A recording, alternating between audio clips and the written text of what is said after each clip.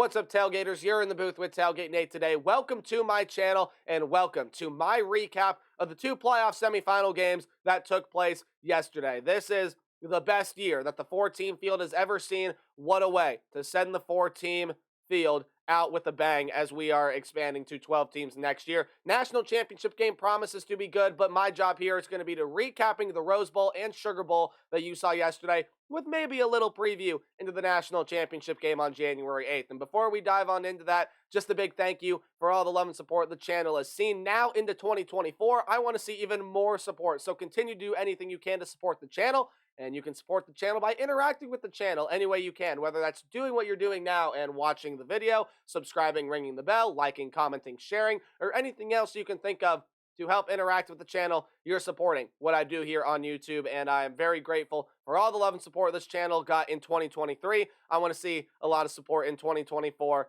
as well.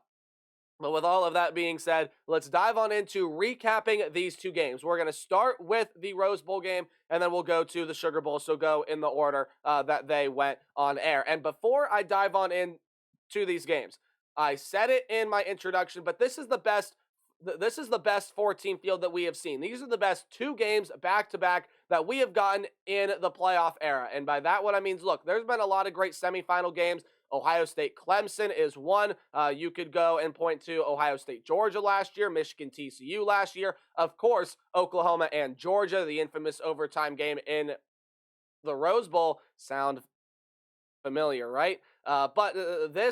These two games had everything. They had drama, they had suspense, they came down to the very last play, and that's exactly how you want the college football playoff to go. America won yesterday. These were two absolutely phenomenal games, and it's hard to not be a little bit giddy and have your heart going if you are a college football fan. But let's dive on into talking about these two games, starting out with the Rose Bowl game. In its entirety, this was definitely not a very cleanly played game. There are a lot of mistakes made on both sides, and both teams really had issues controlling the ball. Now, that is not atypical for Alabama. They've had ball security issues all season long. But Michigan, it's very uncharacteristic to see them have some plays like that. There were some bad snaps, some bad pitches. You even had some plays where Michigan just the snaps were not good. They had two muffed punts there, one that cost them, one that almost cost them big time, and we're going to dive on into everything here. So we'll kind of go chronologically down the line here, but Michigan's first drive, they ended up punting it away. Alabama, I mean, this offensive line got torched in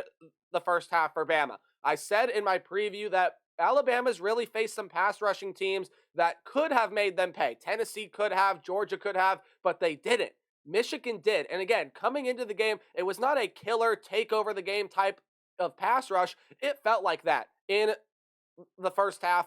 5 sacks in the first half for this Michigan team. And Michigan, throughout the entirety of the first half, they looked like the better team. They went up 13-10. Now, again, you did have that missed extra point where the snap went over the head. Michigan had to fall on it, so Bama couldn't return it back for 2. If they would have, we're talking about a very different game. But that missed extra point is important, and it's important for the reason that we'll get to at the end of the game, where Michigan could have went up 21-20 with that late touchdown, but instead they had to suffice for the tie because of that missed extra point there earlier. But this first half was all Michigan. I mean, Michigan was running a lot of really good misdirection plays where you had everyone motioning one way, and then Blake Corum got loose a couple of times there in that first half alone to the other side. There were a couple other receivers that J.J. McCarthy had one-on-one that just couldn't hit. I mean, hit at times, but couldn't hit at other times there as well. But Michigan was known for using 12 personnel. If you don't know what that is, that's one running back,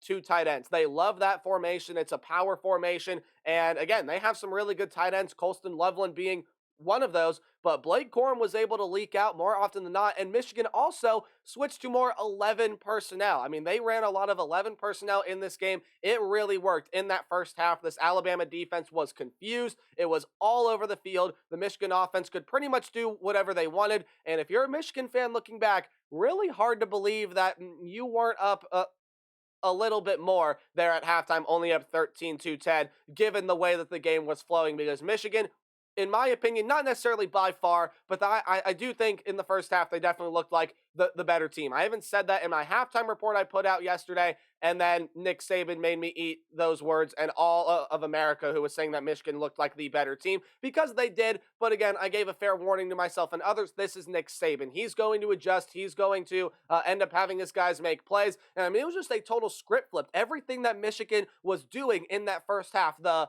misdirection, the 11 personnel, and all the game plan that Harbaugh and this Michigan team had just didn't work. It did not work. This Alabama team was now in sync. They were on page. The defensive backs were making plays. The defensive front was really disrupting into the backfield, getting pressure back to J.J. McCarthy. And on the flip side, I mean, this Michigan defense really was able to get into the backfield there and really stymie Alabama and force Jalen Milroe to really have to just eat it and take the sack. Again, 5 sacks there in that first half. Second half, very different story. I mean, the Bama offensive front was giving Milroe more time. Milroe was able to escape out of the pocket and create a lot more with his legs. This was a pass game that really started to find their rhythm as well. And they ended up scoring 17-13 there with around, actually with 14:30 left to go in the fourth quarter. So second play there of the fourth quarter. They end up scoring after, again, Jalen Milroe, 18-yard run on 2nd and 15. So this is an Alabama team that adjusted. They looked like the much better team throughout the entirety of the second half. And again, that is despite what happened in the last 4:41 here of this game. And let me take you through that because, again, this really could have cost Michigan, but it didn't. So Michigan goes down the field and scores a touchdown, minute 34 left. Roman Wilson finally gets involved here, and a couple of huge plays. There was the ball that was tipped, and Roman Wilson had to climb the ladder to make the catch. Malachi Moore ended up overrunning it. And then you had Roman Wilson set him up there with 1st and goal. Roman Wilson would get in on a 4-yard touchdown pass just a few plays later. Michigan's defense was finally able to create some pressure there. And on 4th down and 4, James Burnap ended up punting it back. Now, it was not Samaj Morgan that was back there to return the punt. Instead, it was Jake Thaw. He muffed it. And look, Samaj Morgan muffed the punt earlier, but Michigan, with that muffed kick, really could have cost them there late in that game. Now, it didn't. He recovered it at the 1. A great play there by Jake Thaw to be able to get on top of it, secure it at the 1, and Michigan was safe heading this game into overtime. And who else in overtime but Blake Corum? Got into the end zone through the air, did have a receiving touchdown there in that first half. It was the first touchdown that Michigan scored, but Blake Corum gets in on the ground. A very nice cutback move to be able to get in, and Michigan leads 27-20. And then Alabama. I think this was a broken play. On 4th down and goal from the 3-yard line, it was a low snap. Jalen Milroe had to pick it up. He didn't really look around the field at all, which surprised me a little bit, and just sort of darted towards the line of scrimmage, where he was swiftly met by a Michigan lineman. Game over. Michigan heads to the national championship game. Now, again, both teams had ball security issues. Jalen Milroe lost a fumble. There were a couple of really bad snaps here. Michigan's ball security issues were on field goal tries. There was also a missed field goal in this game that could have won the game for Michigan in regulation, much like that extra point could have, that the snap ended up going over the head. The snap on the field goal went high, and it threw the kicker out of rhythm, as Kirk Herbstreit said, and I agreed with him there on that. So both teams had ball security issues. Both teams definitely made mistakes. And look, unfortunately, I don't really think anyone's mistakes really held them from this game at all. I mean, both teams were in this game. Alabama had a shot to win it late, and obviously you look at the result of this game and say that Alabama's mistakes cost them more, but I really don't think they did. I mean, look, definitely Alabama's mistakes cost them. Michigan's mistakes cost them. I mean, that muff punt by Samaj Morgan cost Bama or I guess cost Michigan 7 points as Bama went down there to score. That muffed punt almost cost them a safety, which would have won Alabama the game there late. but that Michigan missed an extra point cost them a regulation win. The missed field goal cost them a regulation win. Alabama had a couple mistakes that really cost them in this game here as well. But I mean, overall, you take a look at the stat sheet. I don't think the pass game was as effective as it could have been. Now, give a lot of credit to these Michigan defensive backs. They played a very, very good game. But Jalen Milroe ended up having to do a lot on the ground. The passing attack wasn't really able to get going as effective as it wanted to be. Jace McClellan ended up having 2 touchdowns. He was really good for Bama here in this game. And the defense, I mean, that entire second half, besides that final drive, was really, really good. I mean, that second half defense was phenomenal. Caleb Downs was absolutely lights out. Deontay Lawson made a couple of huge plays. Dallas Turner was getting pressure every which way. Kool-Aid McKinstry was locking guys down. But Michigan was able to prevail. The fight in this team was there. And it's hard to not feel good for Jim Harbaugh and the Michigan Wolverines, unless, of course, you are an Alabama Crimson Tide fan, in which this one is going to be a tough pill to swallow. But Michigan played a phenomenal game. J.J. McCarthy, while he did miss some throws and there were a couple plays that you look at and think, he'd like to have that one back, played a pretty solid game. Blake Corum had a huge impact on this game. Roman Wilson really didn't have a big impact until late.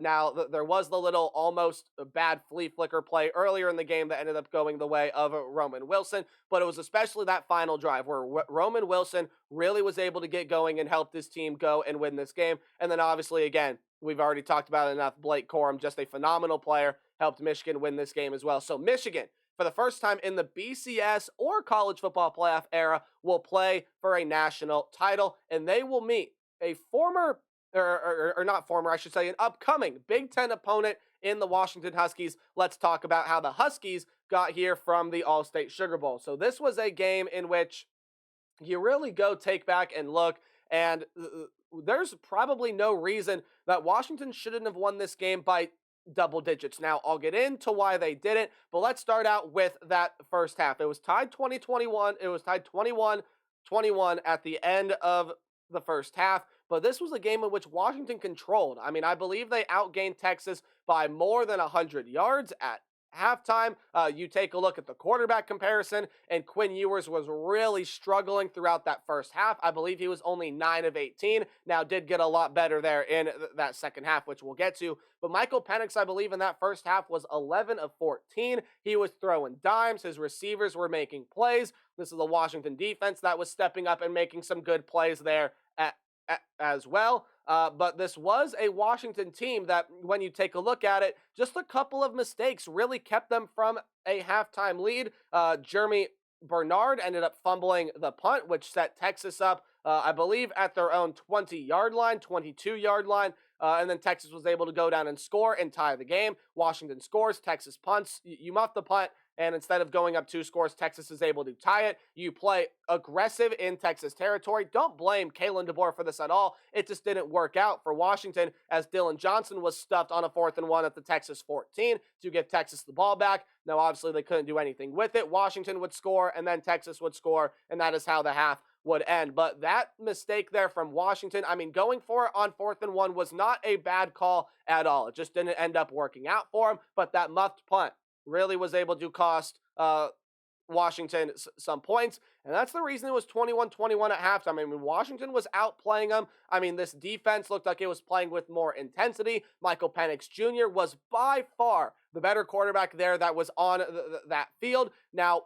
third downs were rough for both of these teams. They were abhorrent for both of these teams for the longest time. Now, they finally were able to get some rhythm going there later in that second half. But, I mean, third downs were just not great for either side here. Let's dive on into the second half, because it really was a tale of 2 quarters. Washington, they controlled that third quarter. That third quarter was all Michael Penix. It was all Washington. Now, again, this is where you could get into some missed opportunities here, as Washington, look, they scored on their first drive of the second half, right? A 19-yard pass from Michael Penix to Jalen McMillan to get into the end zone. Very next drive, first play, C.J. Baxter fumbles the ball. Braylon Trice forces it out. Asa Turner recovers it, and Washington is set up at the Texas 33. You figure, okay, Washington goes down and scores here. This game pretty much is going to get out of hand by the way that both teams were playing. Washington only able to come away with a field goal there on that drive. They had 3rd and 3 at the Texas 7, decided to run it with Dylan Johnson, maybe setting up a potential, hey, let's go for it here on 4th down, but they lost yards. Grady Gross came out, hit the field goal. Very next drive, Texas punts it away. So you figure, okay, now this is Washington's chance to go and pull away.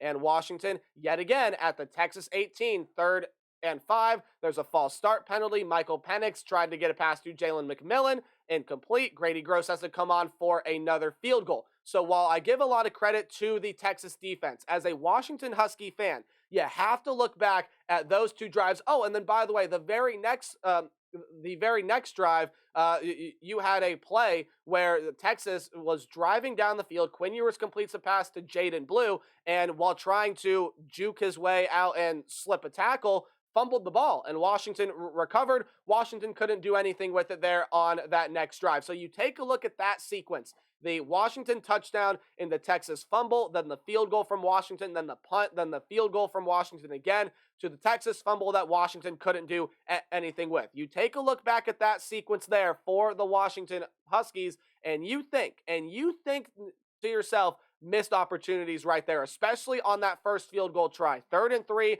at the Texas, what did I say? The Texas 7-yard line. I mean, it was pretty much Washington gets it in that zone all game long, and you pretty much say, all right, here we go. Washington's going to end up scoring a touchdown, but it didn't happen that way. Washington only was able to come away with a field goal, and, I mean, you take a look at that sequence there. I mean, I literally have it up right here. I mean, a 34-21 lead after Washington punted it away with 11:19 to go still seemed like a pretty secure thing, especially because Texas wasn't really, again, they drove down the field there on that last drive, but that fumble took all the momentum they had in them away, sent it back to Washington, but they, again, had to punt the football away. So what does Texas do? 10 plays, 72 yards. They go down the field and score.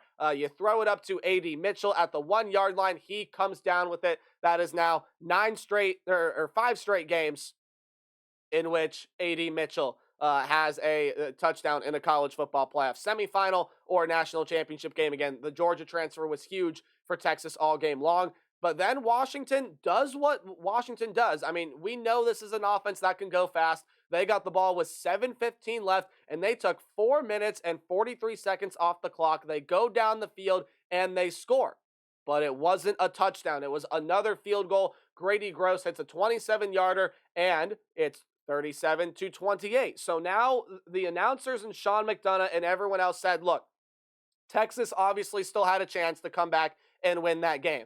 But the announcers were saying, Sean McDonough, Greg McElroy were looking at it and saying, I mean, this one, for all intents and purposes, is kind of over. It was not. Spoiler alert, it was not over. Texas goes down and gets a field goal there at the end of that half. Or not the end of the half, after their drive. Very good drive. Quinn Ewers absolutely turned it on. Again, definitely did not have his best day all throughout the game, but really stepped up when his team needed him with these final 2 drives. The first one being that drive where they got the field goal all the way down to the Washington 7, 3rd and 4. The pass was incomplete, and then it was decision time for Steve Sarkisian. Now, hindsight is 20/20. And obviously, if you would have gone for the touchdown there and got it, I mean, we're talking about where Texas on that final drive can go down and get a touchdown instead of getting or get a field goal instead of trying to go for the touchdown. They take the field goal with that drive, and they kick the field goal with 1:09 left.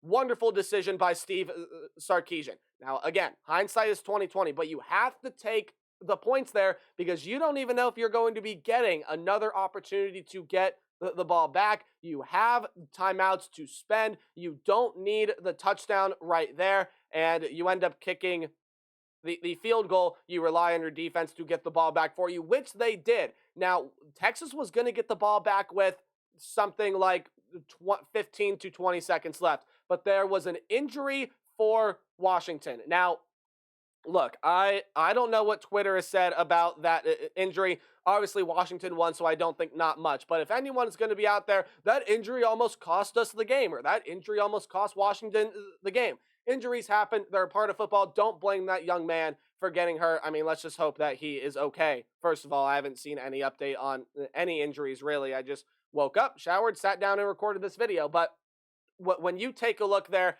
at that play, that is a massive play because then the clock stops and now Texas has 45 seconds and they drive down the field. And I mean, you can't get more dramatic than this. With 5 seconds to go, Washington brings pressure. They get to Quinn Ewers. He throws it away before his knee hits the ground and gets it out of bounds with 1 second to go. Sound familiar, Texas faithful? Except this time it didn't work out too great for Texas.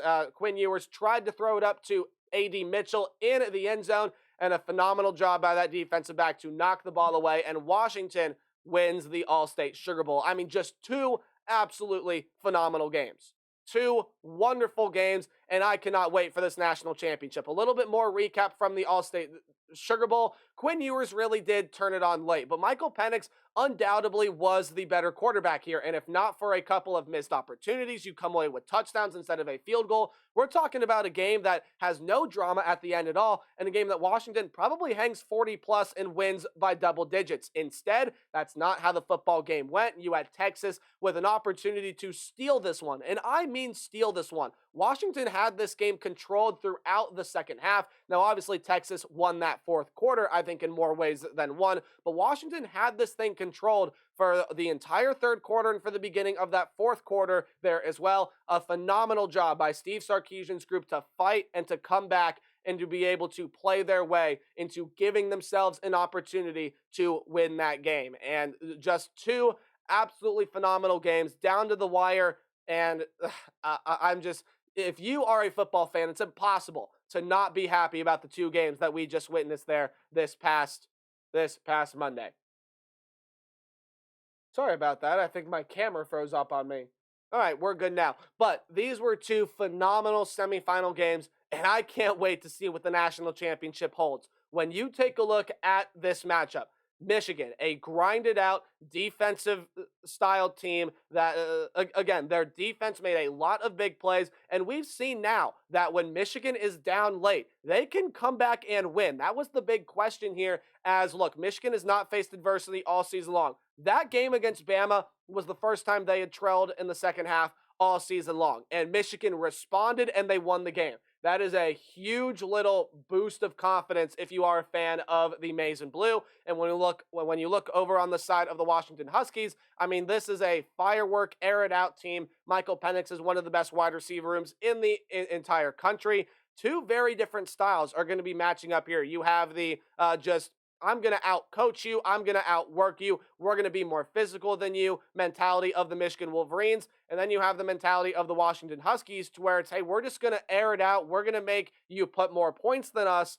up on the scoreboard. Very early matchup to watch is that Michigan secondary versus the Washington wide receiver group. I mean, this is just going to be such a fun game in the national championship. I can't wait. I cannot wait for this game. A future Big Ten matchup. In fact, I think these two teams even play next year. Could be wrong about that, but a future Big Ten matchup in the national championship game. And what a way to end the era of the Pac-12 if it is Washington that hoists the national championship trophy. Hey, my preview prediction will either be coming out tomorrow or on Thursday. One of the 2 days, not too sure which. Again, I'm trying to prepare to get back up to school. But hey, thank you guys so much for watching this video. A little bit longer than I wanted it, but I had a lot to talk about. I wanted to do an in-depth, really break down what I saw in these two games. Michigan, Washington is your national championship. Let me know your guys' thoughts on the two semifinal games and your thoughts on the national championship in the comment section below. But hey, as always, remember to play hard but tailgate harder. I'll see all you guys in the next video. Goodbye.